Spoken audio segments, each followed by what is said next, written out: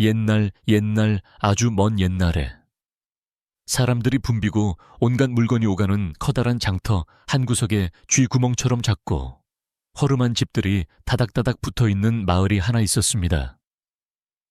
그곳은 비단 옷을 입은 점잖은 양반들이나 글을 읽는 선비들은 발길조차 하지 않는 곳이었으며 하루 벌어 하루를 사는 장사꾼들과 짐꾼들, 그리고 갈 곳 없는 거지들이 모여 사는 척박한 땅이었습니다. 흙먼지가 풀풀 날리고 시끌벅적한 소리가 끊이지 않는 이 마을의 가장 깊숙하고 어두운 골목 끝자락에는 비바람만 겨우 피할 정도로 엉성하게 지어진 판잣집이 한 채 있었는데 그곳에는 누구보다 눈치가 빠르고 영리한 소년 강희가 늙은 양부모와 함께 살고 있었습니다. 강희는 겉보기에는 남루한 옷을 입고 얼굴에는 검댕이 묻어 있어 여느 거지 아이들과 다를 바 없어 보였지만 그 눈빛만은 흙탕물 속에서도 빛나는 구슬처럼 맑고 깊어서 한 번 본 사람은 쉽게 잊을 수 없는 묘한 기운을 가지고 있었습니다. 강희가 사는 이 판잣집은 비록 초라하고 좁았지만 강희에게는 세상의 모든 이치를 배우는 학교이자 따뜻한 보금자리였습니다. 강희의 양아버지는 칠성이라는 이름을 가진 노인이었는데 젊은 시절에는 전국을 떠돌며 장터에서 약을 팔거나 사람들을 속여 푼돈을 벌던 왈패였습니다. 지금은 나이가 들어 다리를 절고 기력이 쇠하여 더 이상 큰 판을 벌이지는 못했지만 평생을 거친 바닥에서 굴러먹으며 익힌 눈치와 사람의 마음을 읽어내는 기술만큼은 타의 추종을 불허하는 고수였습니다. 칠성 노인은 강희를 무릎에 앉혀놓고 천자문이나 논어 같은 어려운 글을 가르치는 대신 지나가는 사람의 걸음걸이만 보고도 주머니 사정이 넉넉한지 아닌지를 알아맞히는 법이나 눈빛의 흔들림을 통해 상대방이 거짓말을 하고 있는지를 간파하는 법을 가르쳤습니다. 강희는 그런 양아버지의 가르침을 스펀지처럼 빨아들이며 글자 하나 모르는 까막눈이면서도 세상 돌아가는 이치에는 누구보다 밝은 아이로 자라났습니다. 강희의 양어머니인 뺑덕 어멈 역시 만만치 않은 인물이었습니다. 그녀는 시장 바닥에서 억척스럽게 살아온 여인으로 목소리가 크고 욕심이 많아 보였지만 속정은 누구보다 깊은 사람이었습니다. 그녀는 강희에게 밥을 굶지 않고 얻어먹는 법, 사람들의 동정심을 자극하여 콩고물이라도 하나 더 얻어내는 법을 가르쳐 주었습니다. 뺑덕 어멈은 늘 강희의 꾀재재한 얼굴을 닦아주며 강희야, 세상은 힘센 놈이 이기는 게 아니라 눈치 빠른 놈이 살아남는 법이다. 양반들이 거들먹거리며 하는 말은 믿지 말고 그들의 손이 어디로 움직이는지를 잘 보아야 한다라고 입버릇처럼 말하곤 했습니다. 강희는 어머니의 투박한 손길과 거친 말투 속에 담긴 진심 어린 걱정을 알기에 비록 배가 고프고 추운 날에도 불평 한마디 없이 그들의 곁을 지키며 효를 다했습니다. 이 늙은 부부에게 강희는 쥐구멍 같은 삶에 들어온 유일한 빛이자 희망이었고 강희에게 이들은 자신을 거두어준 생명의 은인이자 부모였습니다. 어느 화창한 봄날 장터는 여느 때와 다름없이 사람들로 북적였고 강희는 칠성 노인을 부축하며 시장 한복판으로 나섰습니다.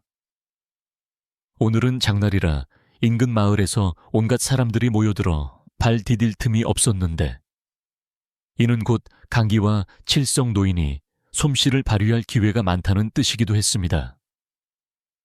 칠성 노인은 낡은 돗자리를 깔고 앉아 지나가는 사람들을 유심히 관찰하기 시작했고 강희는 그 옆에 쭈그리고 앉아 아버지의 눈길이 머무는 곳을 함께 바라보았습니다. 노인은 작은 목소리로 강희에게 속삭였습니다. 저기 저 비단 장수를 보거라. 옷은 화려하게 차려입었지만 신발 끝이 닳아있고 눈동자가 불안하게 움직이는 것을 보니 겉만 번지르르하고 속은 빚더미에 앉은 자가 분명하다. 저런 자에게는 굽신거릴 필요 없이 당당하게 나가야 오히려 떡고물이라도 떨어지는 법이다. 강희는 아버지의 말을 듣고 비단 장수를 자세히 살펴보았는데 과연 아버지의 말대로 장수의 손끝이 미세하게 떨리고 있는 것을 발견할 수 있었습니다. 강희는 자리에서 일어나 비단 장수 앞으로 다가가더니 짐짓 아무것도 모르는 순진한 아이처럼 행동하며 말을 걸었습니다. 아저씨, 이 비단은 정말 고운 색깔이네요. 우리 어머니가 평생 한 번이라도 만져보고 싶어 하시던 그런 색이에요. 강희의 맑은 눈망울과 천진난만함의 비단 장수는 순간적으로 경계심을 풀고 허세를 부리기 시작했습니다. 오냐, 이 비단으로 말할 것 같으면 저기 한양의 정승댁 마님들도 줄을 서서 사가는 귀한 물건이지. 네가 볼 줄 아는구나. 장수는 목소리에 힘을 주며 떠벌렸지만 강희는 이미 그가 거짓말을 하고 있다는 것을 알고 있었습니다. 강희는 씩 웃으며 그렇게 귀한 물건이면 구경하는 값이라도 내야겠네요. 하지만 돈이 없으니 대신 제가 아저씨의 짐을 저기 주막까지 들어다 드리면 안 될까요? 어깨가 많이 무거워 보이시는데요. 라고 말했습니다. 장수는 자신의 지친 기색을 들킨 것 같아 움찔했지만 공짜 일꾼이 생겼다는 생각에 흔쾌히 승낙했습니다. 강희가 비단 장수의 짐을 지고 앞장서고 칠성 노인이 뒤따르는 동안 강희는 짐 속에 든 물건들이 서로 부딪히는 소리를 듣고 그 안의 내용물이 겉보기에 비해 형편없는 싸구려 직물임을 알아차렸습니다. 주막에 도착하자 강희는 짐을 내려놓으며 큰 소리로 주모에게 말했습니다. 주모 아주머니 여기 한양에서 오신 큰 부자 나리께서 오셨어요. 아주 귀한 비단을 파시는 분인데 오늘 기분이 좋으셔서 우리 같은 아이에게도 심부름값을 넉넉히 주실 분이에요. 주막에 있던 사람들의 시선이 일제히 비단 장수에게 쏠렸고 장수는 사람들의 기대 어린 눈빛과 강희의 치켜서는 말에 갇혀 꼼짝없이 지갑을 열어야만 했습니다. 결국 장수는 국밥 2그릇 값을 강희에게 쥐어줄 수밖에 없었고 강희는 넙죽절을 하며 국밥을 받아 칠성 노인과 함께 배불리 먹을 수 있었습니다. 이것이 바로 강희가 배운 상대방의 허영심을 이용하여 내 밥그릇을 채우는 기술이었습니다. 배를 채운 강기와 칠성 노인은 다시 집으로 돌아오는 길에 마을 입구에 있는 오래된 느티나무 아래서 잠시 쉬어가기로 했습니다. 느티나무 아래에는 마을 사람들이 삼삼오오 모여 앉아 더위를 식히며 이런저런 이야기를 나누고 있었는데 그들의 대화 주제는 주로 흉년이 들어 살기 힘들다는 탄식이나 관아의 세금이 너무 무겁다는 불평들이었습니다. 강희는 그들의 이야기를 흘려듣는 척하며 사실은 그들 각자의 표정과 말투에서 누가 누구를 미워하고 누가 누구에게 돈을 꾸었는지를 파악하고 있었습니다. 칠성 노인은 그런 강희를 흐뭇하게 바라보며 말했습니다. 강희야, 세상 모든 소리는 정보란다. 사람들이 무심코 내뱉는 한숨 소리에도 돈이 섞여 있고 아낙네들의 수다 속에도 쌀독을 채울 비밀이 들어있는 법이지. 귀를 항상 열어두고 입은 무겁게 하거라. 그것이 네가 이 험한 세상에서 다치지 않고 살아남는 비결이다. 강희는 고개를 끄덕이며 아버지의 가르침을 마음에 새겼습니다. 어느 날 밤 세차게 비가 내리는 소리에 잠이 깬 강희는 빗소리 사이로 들려오는 낯선 발자국 소리를 들었습니다. 이 늦은 밤, 그것도 비가 쏟아지는 날에 이 빈민가 골목을 찾아올 사람은 아무도 없었기에 강희의 귀는 본능적으로 쫑긋 섰습니다. 발자국 소리는 아주 조심스럽고 은밀했지만 진흙을 밟는 쩍쩍거리는 소리까지는 감출 수 없었습니다. 강희는 자는 척하며 눈을 가늘게 뜨고 문틈을 주시했고 잠시 후 문 밖에서 누군가가 소근거리는 소리가 들려왔습니다. 여기가 확실한가 그 아이가 있다는 것이 굵직하고 낮은 남자의 목소리였습니다. 이어서 다른 남자가 대답했습니다. 네. 정보통에 의하면 10여 년 전 그 난리통에 사라진 아이가 흘러 이곳 칠성이라는 늙은이 손에 들어갔다고 합니다. 강희는 심장이 쿵쿵 뛰었지만 숨소리조차 내지 않고 몸을 웅크렸습니다. 자신의 이야기가 분명했기 때문입니다. 하지만 강희는 자신이 주워온 아이라는 것은 알고 있었어도 누군가 이렇게 은밀하게 찾으러 올 정도의 사연이 있는 줄은 꿈에도 몰랐습니다. 바깥의 인기척은 한참을 서성이다가 아직은 때가 아니니 동태만 살피고 돌아가자 섣불리 건드렸다가는 일이 틀어질 수 있다라는 말을 남기고 멀어져 갔습니다. 강희는 발자국 소리가 완전히 사라질 때까지 기다렸다가 조용히 몸을 일으켰습니다. 옆자리에는 칠성 노인과 뺑덕 어멈이 세상 모르고 코를 골며 자고 있었습니다. 강희는 칠성 노인의 주름진 얼굴을 바라보며 복잡한 생각에 잠겼습니다. 아버지는 나에 대해 무엇을 알고 계신 걸까? 혹시 나를 주워온 것이 아니라 누군가의 부탁을 받고 숨겨주고 계신 것은 아닐까 하지만 칠성 노인은 평소에 강희에게 과거 이야기를 일절 해주지 않았기에 강희로서는 짐작조차 할 수 없는 노릇이었습니다. 강희는 문득 자신이 살고 있는 이 쥐구멍 같은 집이 단순한 가난의 굴레가 아니라 자신을 세상의 눈으로부터 감추기 위한 거대한 위장이었을지도 모른다는 생각이 들었습니다. 다음 날 아침, 비가 그치고 맑게 갠 하늘 아래 마을은 다시 활기를 되찾았습니다. 강희는 어젯밤의 일이 꿈만 같았지만 마당의 진흙바닥에 찍혀 있는 낯선 가죽신 자국을 보고 현실이었음을 확인했습니다. 그 발자국은 이 마을 사람들이 신는 집신이나 남학신 자국과는 확연히 달랐습니다. 고급 가죽으로 만들어진 바닥에 징이 박힌 신발 자국이었습니다. 강희는 빗자루를 들고 마당을 쓰는 척하며 그 발자국을 싹 지워버렸습니다. 누구에게도. 심지어 양부모님에게도 어젯밤의 일을 말하지 않기로 결심했습니다. 칠성 노인이 가르쳐준 대로 자신이 아는 것을 남에게 들키지 않는 것이 가장 큰 무기임을 알았기 때문입니다. 강희는 아무 일도 없었던 것처럼 밝은 얼굴로 아버지, 어머니 비온 뒤라 지렁이가 많이 나왔겠어요. 낚시나 하러 갈까요? 라고 외쳤습니다. 그날 오후 강희는 냇게 앉아 낚싯대를 들이우고 있었지만 온 신경은 마을 어귀로 들어오는 사람들에게 쏠려 있었습니다. 평소와 달리 낯선 행상인이나 나그네가 지나갈 때마다 그들의 신발을 유심히 관찰했습니다. 그러던 중 갓을 쓰고 도포자락을 휘날리며 지나가는 중년의 사내가 강희의 시야에 들어왔습니다. 그는 평범한 선비처럼 보였지만 강희의 눈에는 그의 걸음걸이가 예사롭지 않아 보였습니다. 진흙탕을 걷는데도 옷자락에 흙탕물 하나 튀지 않게 걷는 솜씨는 오랜 무예 수련을 한 사람만이 가질 수 있는 특징이었습니다. 강희는 직감적으로 그 사내가 어젯밤 자신의 집 앞을 서성거렸던 무리 중 한 사람일 것이라고 생각했습니다. 사내는 강희 쪽은 거들떠보지도 않고 지나갔지만 강희는 그의 눈동자가 찰나의 순간 자신을 훑고 지나간 것을 놓치지 않았습니다. 집으로 돌아온 강희는 칠성 노인에게 넌지시 물었습니다.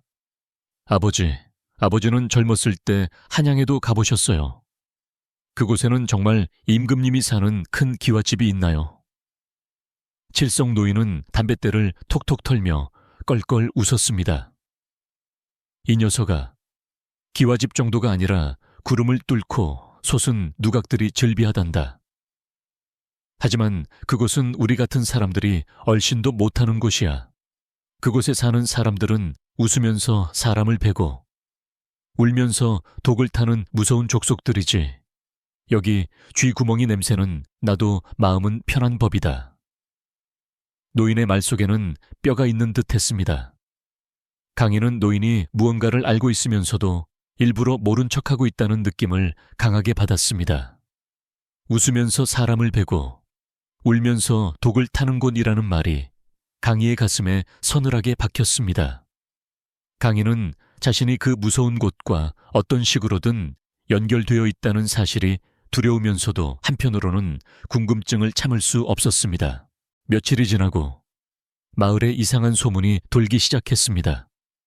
한양에서 암행어사가 내려와 고을을 뒤지고 있다는 소문도 있었고, 잃어버린 왕실의 보물을 찾으러 관군들이 몰려온다는 흉흉한 이야기도 있었습니다. 마을 사람들은 불안해하며 문단속을 철저히 했고, 장터의 분위기도 예전처럼 활기차지 않고 어수선했습니다. 강인은 이 모든 소동의 중심에 자신이 있을지도 모른다는 예감을 떨칠 수 없었습니다. 그는 더욱더 몸을 낮추고 바보처럼 행동하기로 했습니다. 밥을 먹을 때도 일부러 입가에 밥풀을 묻히고 흘리며 먹었고, 길을 걸을 때도 팔자걸음을 걸으며 멍한 표정을 지었습니다. 칠성 노인은 그런 강의를 보며 혀를 찼지만 눈빛만은 기특하다는 듯이 반짝였습니다. 노인 역시 무언가 심상치 않은 기류를 감지하고 있었고, 강희가 본능적으로 자신을 보호하려 한다는 것을 알아챈 것이었습니다. 어느 날 저녁, 뺑덕 어머니장에서 돌아와 호들갑을 떨며 말했습니다. 여보, 글쎄, 장터 입구에 방이 붙었는데 10여 년 전에 잃어버린 아이를 찾는다는 내용이래요. 왼쪽 어깨에 붉은 점이 있는 아이라는데 혹시 우리 강희... 뺑덕 어머니 말을 끝내기도 전에 칠성 노인이 버럭 소리를 질렀습니다. 쓸데없는 소리, 세상에 어깨에 점 있는 놈이 한둘인가 괜한 소리 하고 다니지 말고 밥이나 차려. 노인의 목소리는 평소보다 훨씬 날카롭고 떨리고 있었습니다. 강희는 자신의 왼쪽 어깨에 있는 붉은 반점을 무의식적으로 어루만졌습니다. 어릴 때부터 뺑덕 어머니 복점이라며 쓰다듬어 주던 그 점이었습니다. 강희는 이제 확신할 수 있었습니다. 그들이 찾는 아이가 바로 자신이라는 것을, 그리고 칠성 노인은 처음부터 모든 것을 알고 있었고 지금까지 자신을 숨겨왔다는 것을 말입니다. 그날 밤 강희는 잠을 이룰 수 없었습니다. 칠성 노인도 잠들지 못한 듯 뒤척이는 소리가 들렸습니다. 한참의 침묵 끝에 노인이 어둠 속에서 낮게 불렀습니다. 강희야, 자느냐? 강희는 조용히 대답했습니다. 아니요, 깨어 있어요. 노인은 한숨을 길게 내쉬며 말을 이었습니다. 내일은 날이 밝는 대로 짐을 싸서 산 넘어 절로 가거라. 그곳 주지, 스님이 내 옛 친구니 당분간 너를 숨겨줄 게다. 강희는 벌떡 일어나 앉으며 물었습니다. 아버지, 왜 그래야 하는데요? 제가 그 사람들이 찾는 아이라서 그런가요? 저는 아버지, 어머니랑 여기서 살고 싶어요. 비단 옷도 필요 없고 큰 기와집도 싫어요. 강희의 목소리는 물기에 젖어 있었습니다. 노인은 어둠 속에서 강희의 손을 꼭 잡았습니다. 그의 손은 거칠고 투박했지만 그 어느 때보다 따뜻하고 간절했습니다. 강희야, 너는 쥐구멍에서 자랐지만 쥐새끼가 아니다. 너는 하늘을 날아야 할 용이야. 용이 개천에 누워있으면 미꾸라지들의 비웃음만 살 뿐이지. 이제 때가 된 것 같다. 네가 원하든 원하지 않든 너를 둘러싼 바람이 바뀌고 있어. 피할 수 없다면 부딪혀야 하고 부딪히려면 준비를 해야 한다. 노인의 목소리는 단호했습니다. 강희는 노인의 말에 반박할 수 없었습니다.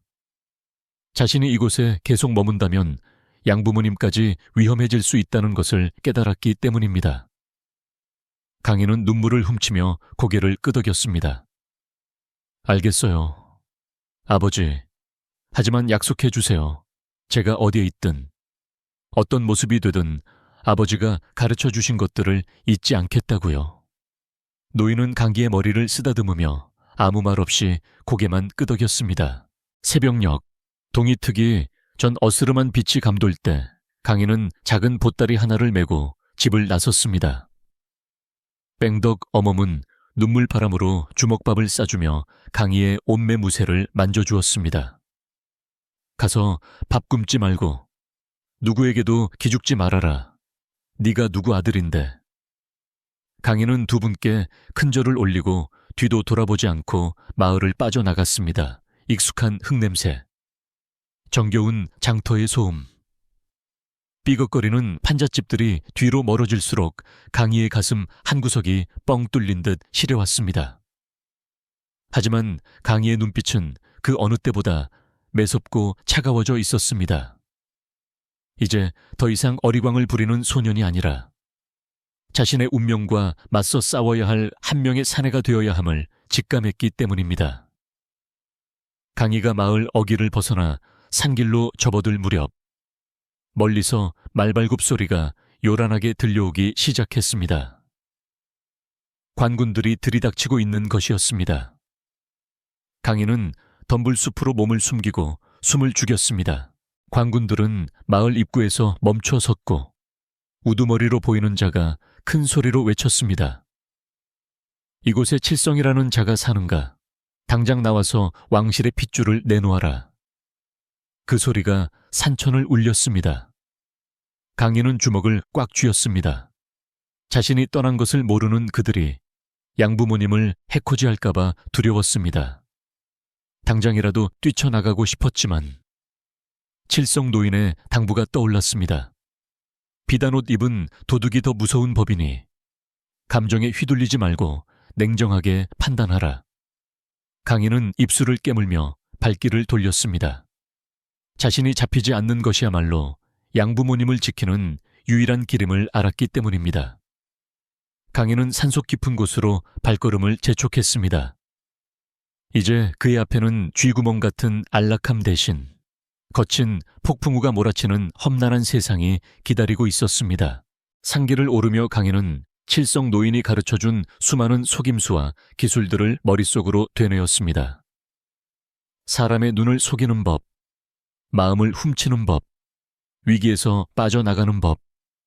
이것들은 점잖은 선비들은 사기라고 부르며 천시하는 것들이었지만 강희에게는 이제 생존을 위한 유일한 무기였습니다. 그래, 나는 쥐구멍에서 자란 용이다. 진흙탕에서 뒹굴며 배운 이 더러운 기술들로 저 고고한 척하는 자들의 콧대를 꺾어주겠다. 강희의 눈에 서린 도끼는 예전의 맑음과는 다른 날카로운 빛을 띠고 있었습니다. 바람이 강하게 불어와 강희의 헝클어진 머리카락을 날렸지만 강희는 흔들림 없이 앞을 향해 나아갔습니다. 숲속의 나무들도 마치 강희의 앞길을 비켜주듯 바람에 몸을 눕혔습니다. 해가 중천에 떴을 때 강희는 산 정상에 올라 아래를 내려다보았습니다. 자신이 살던 마을은 아주 작은 점처럼 보였고 세상은 생각보다 훨씬 넓고 거대했습니다. 강희는 그 넓은 세상을 향해 크게 소리쳤습니다. 다들 기다려라. 내가 간다. 메아리가 되어 돌아오는 자신의 목소리를 들으며 강희는 다시 한번 마음을 다잡았습니다. 그때 숲속에서 부스럭거리는 소리와 함께 누군가가 강희의 앞을 가로막았습니다. 허름한 승려복을 입은 노수님이었습니다. 스님은 강희를 뚫어지게 바라보더니 빙그레 웃으며 말했습니다. 칠성이가 보낸 놈이로구나. 눈매가 아주 매섭구나. 쥐새끼인 줄 알았더니 제법 이빨을 드러낼 줄 아는 놈이야. 스님은 강희에게 손을 내밀었습니다.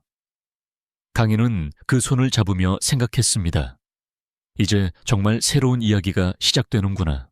강기와 스님이 산길을 내려가 어둠 속으로 사라질 때쯤 마을 쪽에서는 검은 연기가 피어오르고 있었습니다. 아마도 관군들이 샅샅이 뒤지며 난리를 피우는 모양이었습니다. 강희는 뒤를 돌아보지 않았습니다. 그 연기 속에 자신의 어린 시절과 추억이 타고 있다는 것을 알았지만 그 죄를 털고 일어나야만 비로소 하늘로 날아오를 수 있다는 것을 본능적으로 깨달았기 때문입니다. 바람이 맑게 불던 날 시작된 이야기는 이제 거친 폭풍 속으로 들어가고 있었습니다. 강희의 가슴 속에는 두려움과 설렘, 그리고 알 수 없는 분노가 뒤섞여 용암처럼 끓어오르고 있었습니다. 이것은 단순한 소년의 모험담이 아니라 가장 낮은 곳에서 가장 높은 곳을 향해 기어오르는 처절한 생존의 기록이 될 것이었습니다. 산속의 절은 세상의 소음이 닿지 않는 구름 위에 떠 있는 듯 고요했습니다. 주지 스님인 무연 스님은 강희에게 불경을 외우게 하는 대신 마당에 떨어진 낙엽이 바람의 어느 방향으로 굴러갈지를 예측해보라고 하거나 밥그릇에 담긴 물의 파동을 보고 누가 다가오고 있는지를 맞히게 시켰습니다. 처음에는 스님의 기행이 의아했지만 강희는 곧 이것이 칠성 아버지가 가르쳐준 눈치를 한 단계 더 높은 경지로 끌어올리는 훈련임을 깨달았습니다. 장터의 눈치가 당장 입에 풀칠하기 위한 생존 본능이었다면 스님의 가르침은 흐름을 읽고 때를 기다리는 정치가의 안목과도 같았습니다. 강희는 새벽 이슬을 맞으며 비질을 하고 밤에는 촛불 심지가 타들어가는 모양을 보며 자신의 마음을 다스리는 법을 배웠습니다. 그러나 이 평화는 그리 오래가지 못했습니다. 산 아래에서부터 묵직하고 불길한 진동이 땅을 타고 올라오기 시작했기 때문입니다. 어느 날 오후 절 입구의 숲이 소란스러워지더니 화려한 관복을 입은 관리들과 무장을 한 호위 무사들이 절 마당으로 들이닥쳤습니다. 그들의 행색은 산속의 절과는 전혀 어울리지 않는 위압적이고 번쩍거리는 것이었습니다. 새들이 놀라 날아오르고 평화롭던 경내에는 쇠붙이가 부딪히는 차가운 소리가 가득 찼습니다. 강희는 마당 한 구석에서 비질을 멈추고 그들을 바라보았습니다. 그들의 눈빛은 장터의 왈패들보다 더 탐욕스럽고 사기꾼들보다 더 교묘하게 빛나고 있었습니다. 무연 스님이 합장을 하며 그들을 맞이했지만 그들의 우두머리로 보이는 자는 스님에게 눈길조차 주지 않은 채 거만하게 주위를 둘러보았습니다. 그는 비단 도포를 입고 갓끈을 길게 늘어뜨린 중년의 사내였는데 얼굴에는 기름기가 흐르고 입가에는 비릿한 미소가 걸려 있었습니다. 이곳에 쥐새끼 한 마리가 숨어 들어왔다는 소문을 듣고 왔다. 10여 년 전 궁에서 잃어버린 핏줄이 천한 것들의 손에 길러지다 이곳으로 도망쳤다지. 사내의 목소리는 매끄러웠지만 가시가 박혀 있었습니다. 강희는 그가 자신을 찾고 있음을 알았지만 짐짓 모른 체하며 고개를 숙이고 빗자루질을 계속했습니다. 칠성 아버지가 말했던 비단 옷 입은 도둑이 바로 눈앞에 있음을 직감했기 때문입니다. 사내는 천천히 강희 쪽으로 걸어왔습니다. 그의 가죽신이 모래 바닥을 지시기는 소리가 강희의 귓가에 크게 울렸습니다. 사내는 강희의 턱을 부채로 툭 치며 고개를 들게 했습니다. 강희의 눈과 사내의 눈이 마주쳤습니다. 사내는 강희의 행색을 위아래로 훑어보며 비웃듯 말했습니다. 하음, 꼴을 보니 영락없는 거짓꼴이구나. 이런 놈이 왕실의 피를 이어받았다니. 조상님들이 통탄하실 노릇이로다. 강희는 그 순간 사내의 눈동자가 미세하게 흔들리는 것을 포착했습니다. 사내의 입은 비웃고 있었지만 눈은 강희를 두려워하고 있었습니다. 혹시라도 강희가 진짜 왕자라면 훗날 자신에게 해가 될까 경계하고 있는 것이 분명했습니다. 강희는 칠성 아버지의 가르침대로 상대가 불안해할 때 오히려 여유를 보여야 한다는 것을 기억해냈습니다. 강희는 피식 웃음을 흘리며 툭 내뱉었습니다. 거짓골을 한 왕자라니 이야깃거리로는 아주 그만 아니겠습니까? 나리께서는 이런 재미있는 구경을 하러 이 먼 산까지 오셨나 봅니다. 강희의 당돌한 대꾸에 사내의 눈썹이 꿈틀했습니다. 감히 천한 것이 말대꾸를 한다고 호통을 칠 줄 알았으나 사내는 주위의 눈을 의식해서인지 헛기침을 하며 표정을 갈무리했습니다. 말버릇하고는 역시 근본 없는 곳에서 자라니 예의라고는 눈곱만큼도 없구나. 사내는 품에서 붉은색 두루마리를 꺼내 펼쳐들었습니다. 왕의 명령서인 교지였습니다. 내용은 간단했습니다. 잃어버린 왕자를 찾아 궁으로 모셔오라는 것이었습니다. 하지만 강희는 그 모신다는 단어가 체포한다는 말처럼 들렸습니다. 사내는 강희에게 다가와 억지로 무릎을 꿇리려 했지만 강희는 꼿꼿이 서서 버텼습니다. 내 발로 가겠습니다. 죄인도 아닌데 끌려갈 이유는 없지요. 강희의 눈빛에서 뿜어져 나오는 기세에 병사들이 멈칫했습니다. 사내는 잠시 강희를 노려보다가 손짓을 하여 병사들을 물렸습니다. 좋다. 내 놈이 제 발로 가겠다니 말리지는 않겠다. 허나 궁궐은 네가 살던 시궁창과는 다르다는 걸 명심해라. 그곳에서는 숨 쉬는 것조차 허락을 받아야 할 테니까. 강기는 무연 스님에게 마지막 하직 인사를 올렸습니다. 스님은 강희의 손을 꼭 잡으며 작게 속삭였습니다. 강희야, 궁궐은 화려한 감옥이다. 그곳의 벽은 돌이 아니라 사람들의 욕심으로 쌓여 있지. 네가 가진 가장 큰 무기는 칼이 아니라 네가 살아온 바닥의 기억이다. 잊지 마라. 진흙탕에서 굴러본 자만이 진흙을 두려워하지 않는 법이다. 강희는 스님의 말씀을 가슴 깊이 새겼습니다. 강희가 준비된 감에 오르자 호위 무사들이 그 주위를 에워쌌습니다. 가마는 겉보기에는 화려한 비단으로 치장되어 있었지만 창문이 모두 막혀 있어 밖을 볼 수 없는 답답한 구조였습니다. 그것은 호송용 가마나 다름없었습니다. 덜컹거리는 가마 안에서 강희는 눈을 감고 앞으로 닥칠 일을 그려보았습니다. 한양으로 가는 길은 멀고도 지루했습니다. 가마꾼들은 쉴 새 없이 발을 놀렸고 가끔씩 들려오는 그들의 거친 숨소리와 투덜거리는 소리가 강희에게는 오히려 정겹게 느껴졌습니다. 가마 안의 공기는 탁하고 더웠지만 강희는 불평하지 않았습니다. 칠성 아버지와 함께 좁은 단칸방에서 여름을 나던 시절에 비하면 이 정도는 호사나 다름없었습니다. 며칠이 지나 가마가 멈추고 웅성거리는 소리가 들렸습니다. 한양도성에 도착한 것이었습니다.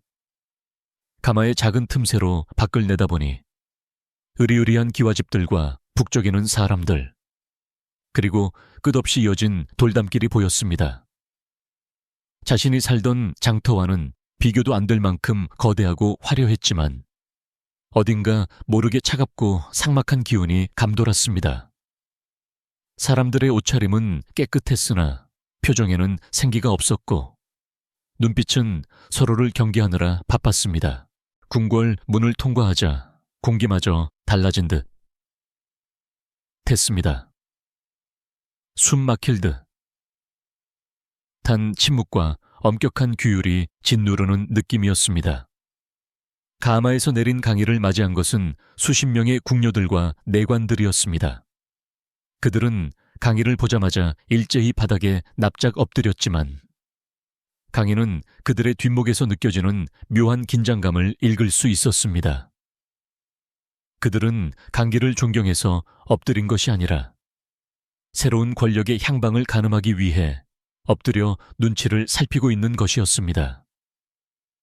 강희를 데려온 사내. 예조판서는 거만한 표정으로 강희를 안내했습니다.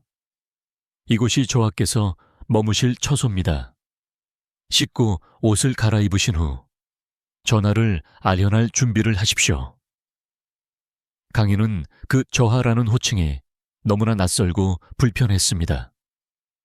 불과 며칠 전만 해도 거지 새끼나 야, 이놈아라고 불리던 자신이었습니다.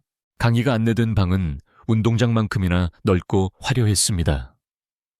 바닥에는 최고급 비단 보료가 깔려 있었고 가구들은 자개로 장식되어 눈이 부실 지경이었습니다. 하지만 강희는 그 방에 들어서자마자 왠지 모를 한기를 느꼈습니다. 사방이 꽉 막힌 느낌. 어디선가 누군가가 자신을 감시하고 있다는 느낌이 들었습니다. 궁녀들이 다가와 강희의 남루한 옷을 벗기고 뜨거운 물로 몸을 씻겨주었습니다. 때가 낀 손톱을 깎고 헝클어진 머리를 빗어 상투를 틀자 거울 속에는 전혀 다른 사람이 서 있었습니다. 비단 용포를 입은 강희의 모습은 제법 태가 났지만 강희는 그 모습이 마치 광대 노름을 하는 허수아비 같다고 생각했습니다. 그때 방문이 열리고 나이 지긋한 상궁 한 명이 들어왔습니다. 그녀의 눈매는 매서웠고 입술은 굳게 다물려 있었습니다. 그녀는 강희에게 절을 올린 후 딱딱한 목소리로 말했습니다. 저는 저하를 보필할 최상궁이라 하옵니다. 앞으로 궁중 법도를 가르쳐 드릴 것이니 저의 말에 절대적으로 따르셔야 합니다. 이곳에서는 걸음걸이 하나, 숨소리 하나도 법도에 어긋나서는 아니 됩니다. 최상궁의 태도는 공손했지만 그 이면에는 내가 아무리 왕자라도 내 손바닥 아니다라는 무언의 압박이 서려 있었습니다. 강희는 칠성 아버지에게 배운 기술을 써먹을 때가 왔음을 느꼈습니다.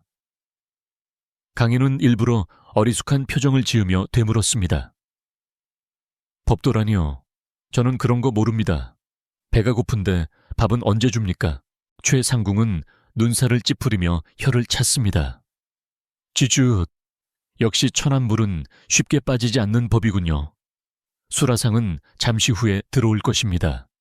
그 전에 먼저 우서른을 뵙는 예절부터 배우셔야겠습니다. 그녀는 강희를 어린아이 취급하며 하나부터 10까지 가르치려 들었습니다. 강희는 속으로 코웃음을 쳤지만 겉으로는 그녀의 말에 고분고분 따르는 척했습니다. 그녀가 방심하게 만들어야 진짜 정보를 얻을 수 있기 때문입니다. 강희는 그녀가 설명하는 동안 방 안의 구조와 사람들의 동선을 파악했습니다. 창문은 어디에 있는지, 문 밖에는 누가 서 있는지, 궁녀들이 주고받는 눈짓이 무엇을 의미하는지 면밀히 관찰했습니다. 이것은 장터에서 소매치기들이 활동하기 전 주변을 탐색하는 것과 똑같은 과정이었습니다. 잠시 후 밖에서 중전 마마납쇼 하는 소리가 들렸습니다. 최상궁의 얼굴이 사색이 되며 강기를 급히 자리에 앉혔습니다. 문이 열리고 화려한 가채를 쓴 중년의 여인이 들어왔습니다. 그녀의 뒤로는 수많은 시녀들이 따르고 있었습니다. 그녀는 현재 왕의 정비인 중전이었고 강희에게는 배다른 형제를 둔 적대적인 관계에 있는 사람이었습니다. 중전은 강희를 보자마자 싸늘한 미소를 지으며 말했습니다. 네가 바로 그 밖에서 데려온 아이로구나. 10년 넘게 험한 곳에서 굴렀다더니 얼굴에 고생한 흔적이 역력하구나. 그녀의 말은 동정인 척 가장한 모욕이었습니다. 강희는 자리에서 일어나 어설프게 절을 했습니다. 처음 뵙겠습니다. 강희, 아니, 이제는 뭐라고 불러야 할지 모르겠네요. 중전은 강희의 어설픈 태도를 보며 속으로 안도하는 눈치였습니다. 겨우 이런 촌뜨기라니. 걱정할 필요도 없겠어. 그녀의 눈빛이 그렇게 말하고 있었습니다. 그녀는 부채로 입을 가리며 호호 웃었습니다. 호칭은 천천히 배우면 될 일이다. 내 너를 보니 죽은 내 어미 생각이 나는구나. 천안 무수리 출신이라 궁의 법도를 몰라 자주 혼나곤 했었는데 피는 못 속이는 모양이다. 중전은 강희의 친어머니를 언급하며 강희의 길을 죽이려 했습니다. 보통 사람 같으면 분노하거나 위축되었겠지만 강희는 오히려 차분해졌습니다. 이 여자가 바로 내 적이구나. 나를 쫓아내고 싶어 안달이 난 사람. 강희는 빠뱅덕 어머미 시장에서 물건값을 깎을 때 하던 말을 떠올렸습니다. 상대방이 흠을 잡을 때는 그 물건이 탐나서 그러는 거다. 중전이 이렇게까지 강희를 깎아내리는 것은 그만큼 강희의 존재가 위협적이라는 방증이었습니다. 강희는 천진한 얼굴로 대답했습니다. 어머니 이야기를 해주셔서 감사합니다. 저는 어머니 얼굴도 모르고 자라서요. 마마께서 저를 불쌍히 여겨주신다면 앞으로 어머니처럼 모시고 배우겠습니다. 강희의 예상치 못한 반응에 중전의 웃음이 딱 멈췄습니다. 화를 내거나 울상을 지을 줄 알았던 아이가 오히려 자신을 어머니처럼 따르겠다고 나오니 말문이 막힌 것입니다. 이것은 강희가 왈패들에게 배운 상대의 공격을 솜처럼 받아넘겨 무력화시키는 기술이었습니다. 중전은 잠시 할 말을 잃었다가 곧 표정을 굳히며 일어섰습니다. 그래, 앞으로 지켜보마. 궁 생활이 그리 녹록지는 않을 게다. 그녀는 획 돌아서 나갔지만 나가는 뒷모습이 들어올 때만큼 당당해 보이지는 않았습니다. 밤이 깊어지자 궁궐은 다시 고요해졌습니다. 강희는 넓은 방 한가운데 덩그러니 놓인 비단 이불 위에 누웠습니다. 푹신하고 따뜻했지만 칠성 아버지의 등처럼 편안하지는 않았습니다. 천장에는 용이 그려져 있었는데 그 용의 눈이 강희를 내려다보고 있는 것 같았습니다. 강희는 주머니 속에서 작은 흙굿을 하나를 꺼냈습니다. 고향 마을 가을가에서 주운 아무 쓸모없는 구슬이었습니다. 하지만 강희에게는 이것이 유일하게 남은 자신의 진짜 모습이었습니다. 비단옷을 입었다고 내가 비단이 되는 건 아니지. 나는 흙구슬이다. 하지만 흙구슬도 잘만 굴리면 황금 그릇을 깨뜨릴 수 있는 법이야. 강희는 구슬을 만지작거리며 다짐했습니다. 그때 문 밖에서 수근거리는 소리가 들렸습니다. 강희는 숨을 죽이고 귀를 기울였습니다. 저 촌놈이 얼마나 버틸 것 같아.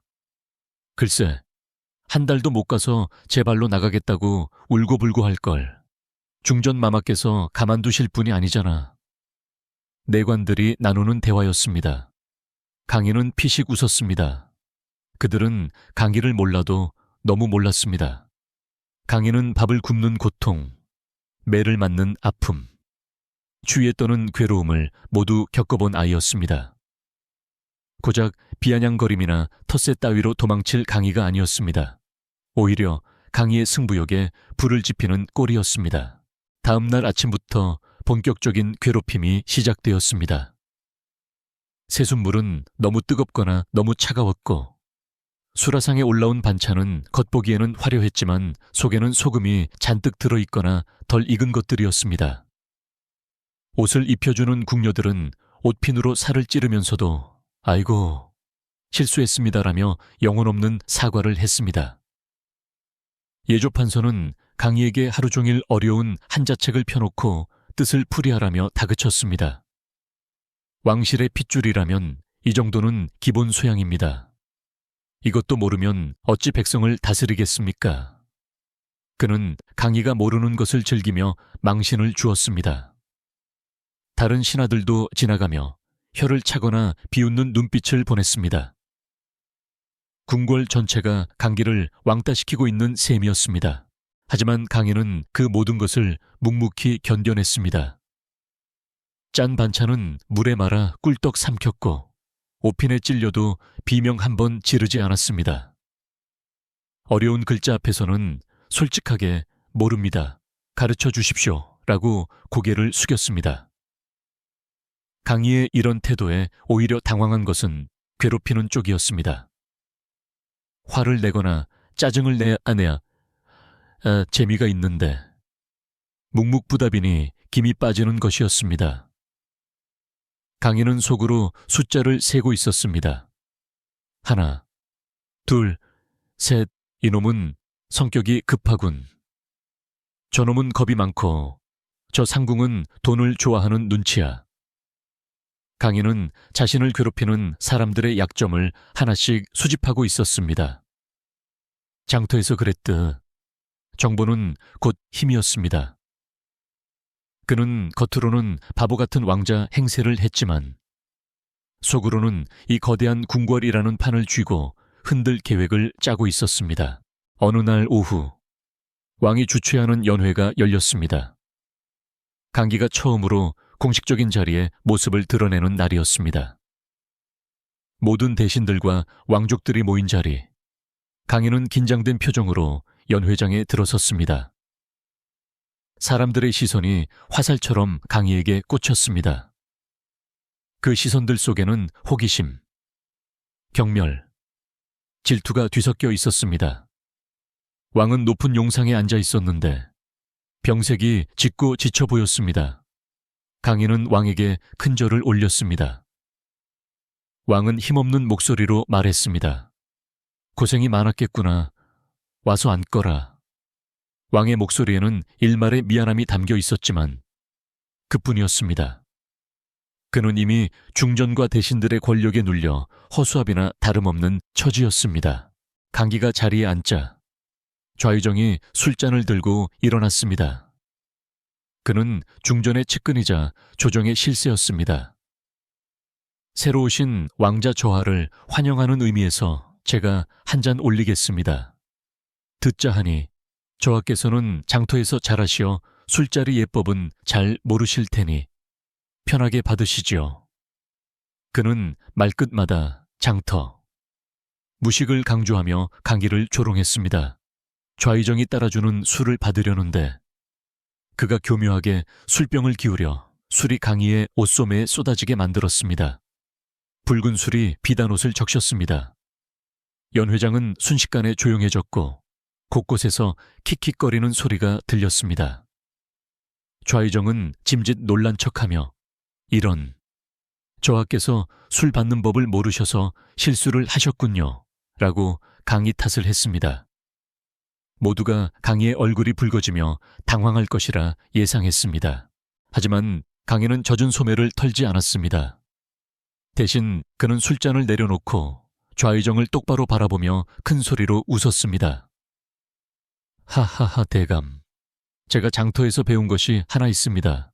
술이 옷에 쏟아지는 것은 그 자리에 있는 복이 넘쳐 흘러 주체할 수 없다는 뜻이라지요.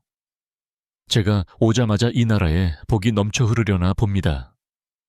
대감께서 이렇게 큰 축복을 내려주시니 몸둘 바를 모르겠습니다. 강희의 재치 있는 대처에 좌의정의 얼굴이 굳어졌습니다. 사람들은 웃음을 멈추고 강희를 다시 보게 되었습니다. 왕조차 흥미롭다는 듯 눈을 반짝였습니다. 분위기는 순식간에 반전되었습니다. 강희는 젖은 소매를 훈장처럼 당당하게 내보이며 술잔을 다시 채웠습니다. 그날 밤 강희는 자신의 방으로 돌아와 젖은 옷을 벗어 던졌습니다. 이제 시작이었습니다. 그들은 강희를 진흙탕으로 끌어내리려 했지만 강희는 그 진흙을 밟고 더 높이 올라설 준비가 되어 있었습니다. 칠성 아버지가 말했습니다. 진짜 꾸는 판이 불리할 때 판을 엎는 것이 아니라 판을 키워 먹는 놈이다. 강희는 거울을 보며 시익 웃었습니다.